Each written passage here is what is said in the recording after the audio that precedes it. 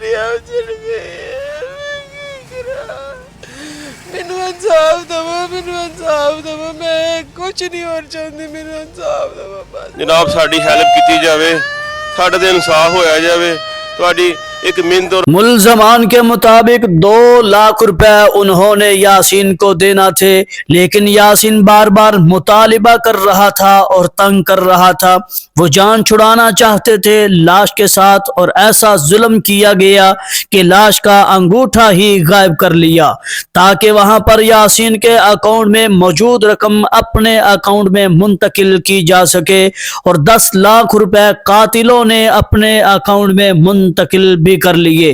कत्ल करने वाला कोई और नहीं बल्कि रिश्तेदार सगी खाला का बेटा अरीब भी इसमें शामिल। अस्सलाम वालेकुम वरहमतुल्लाहि वबरकातुहू। नाजरीन, आप देख रहे हैं हमारा चैनल इब्राहिमी लाइफस्टाइल। जी नाजरीन, आज हम बात करेंगे जिला शेखुपुरा हाउसिंग सोसाइटी के थाना की हुदूद में यह वाक़या पेश आता है।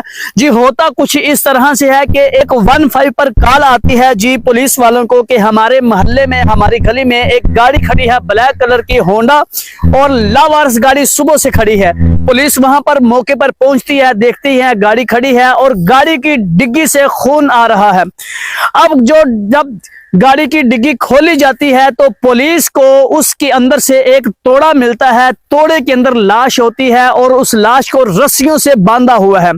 अब होता कुछ इस तरह से है कि अब उस लाश की पॉकेट में कोई चीज नहीं मिलती, कोई शिनाख्ती कार्ड नहीं मिलता। यूं समझ लिए ना गाड़ी का पता है ना लाश का पता है, ये गाड़ी किसकी है, ये लाश किसकी है, कोई पता नहीं चल रहा। जी यही हम इसी वीडियो में बताएंगे। अगर आप हमारे चैनल पर नए हैं तो प्लीज सब्सक्राइब कीजिए, लाइक कीजिए, बेल आइकन का बटन जरूर प्रेस कीजिएगा, क्योंकि हम लाते हैं आपके लिए हर दिन हर नई खबर। जब इंसान के अंदर हवस पैदा हो जाए, वो हवस चाहे पैसों की हो, जब इंसान के माइंड में, दिल में लालच आ जाता है तो वो इंसान को कभी कभार नहीं बल्कि अक्सर इंसान को जानवर बना देता है, हैवान बना देता है।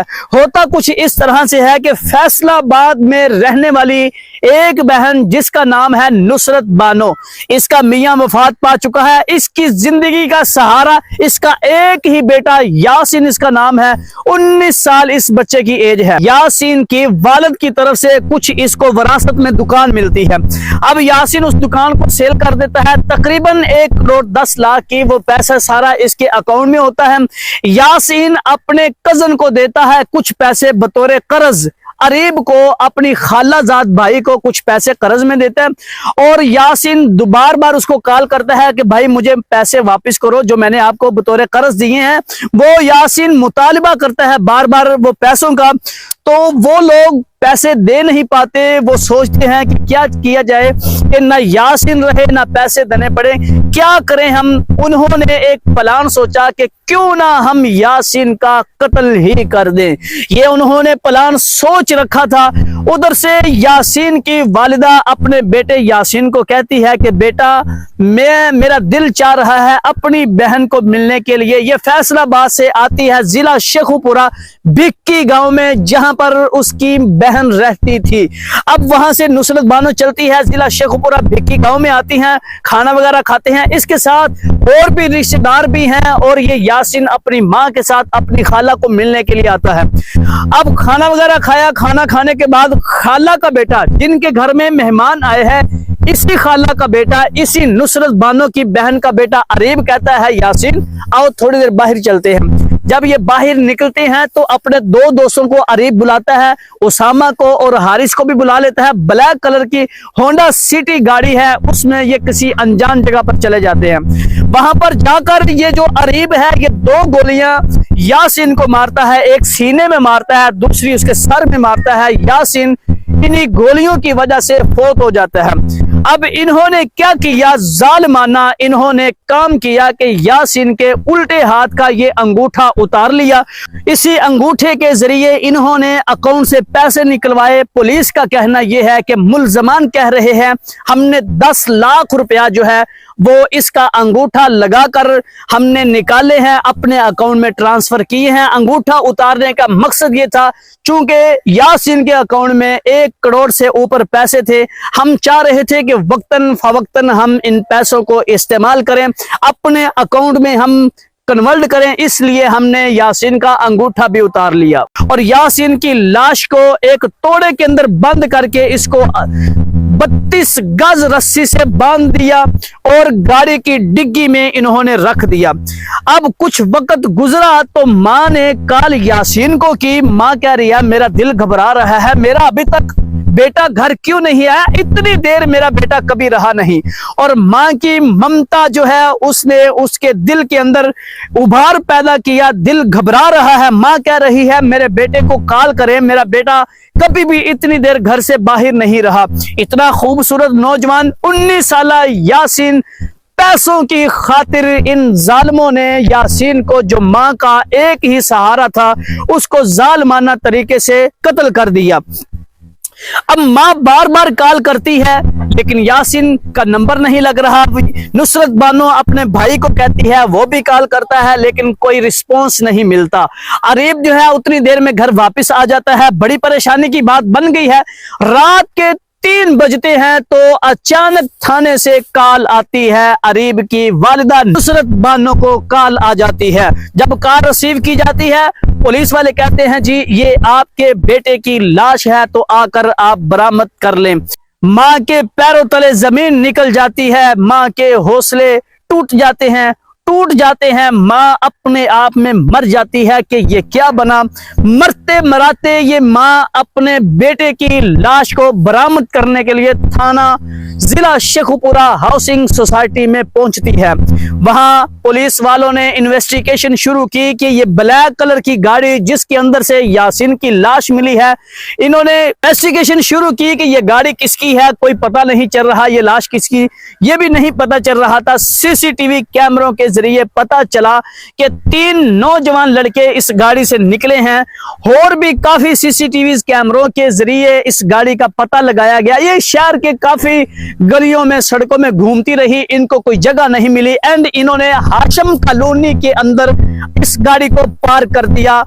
अनजान गली में खड़ा कर ये वापस चले गए। अब होता कुछ इस तरह से है कि जब सीसीटीवी कैमरों में देखा जाता है, 2 की शक्ल बिल्कुल नजर नहीं आ रही, ना हारिस की आ रही है ना उसामा की, लेकिन अरीब की शक्ल पहचानी लग रही है।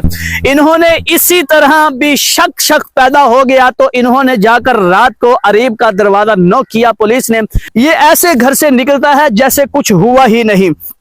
जब अरीब ने पुलिस को देखा इसके रोंगटे खड़े हो गए, रंग उड़ा रह गया। पुलिस ने पूछा, हाँ भी अरीब बता तूने ये ब्लैक गाड़ी किसकी है। थोड़ा सा सख्ती करने के बाद आखिरकार अरीब मान गया कि ये मैंने ही कत्ल किया है। मेरे साथ 2 मेरे सहूलतगार हैं, एक हारिस है एक उसामा है। तो जनाब हारिस को भी और उसामा को भी गिरफ्तार कर लिया गया है। अब बात आती है कि ये देखिए मां की ममता, जिस मां का एक ही सहारा उसका बेटा यासीन, पैसों की वजह से उसकी जिंदगी हाथ से निकल गई।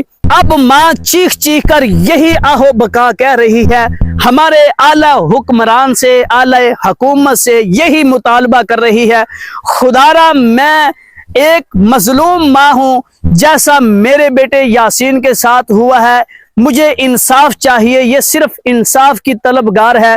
चीख कर ये माँ अब आहो बका कर रही है कि मुझे इंसाफ चाहिए। एंकर ने जवाब दिया कि माँ कि तू इतनी आहो बका क्यों कर रही है। तो ये माँ कहने लगी कि अक्सर लोग पैसा देकर, रिश्वत देकर जो कातिल हैं वो बाजियाब हो जाते हैं। अक्सर ऐसा हो जाता है। मैं गरीब जरूर हूं लेकिन मैं नहीं चाहती कि मेरे बेटे का कातिल अब गलियों में फिरे।